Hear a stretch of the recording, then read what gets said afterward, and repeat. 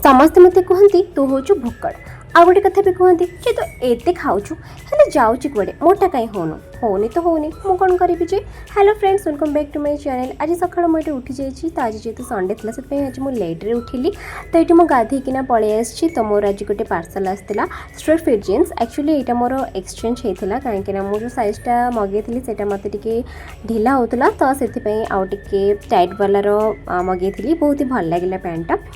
तापर से मु पिठा खाई पिठा सहित चीनी लगे खाया मत बहुत ही भल लगे।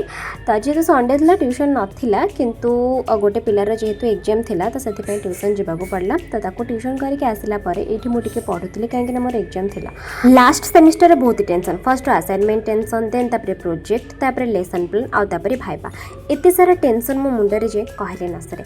तो से सब को टिके पछरी पके मु जाइथली टिके बुलिबा पई लगातार वर्षा एठी बैतरणी रे पानी आसीथिला तो आमे टिके पानी देखिया पई जाइथिलु।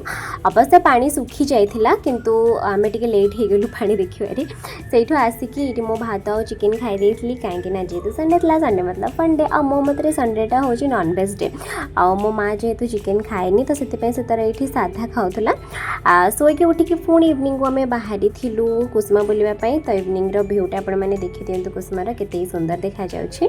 तो इवनिंग रे भल लगे से बुलवाई कहीं जेहेतु संध्या बेलटा ना तो ठंडा ठंडा पवन दौता है तो बहुत ही भल लगे।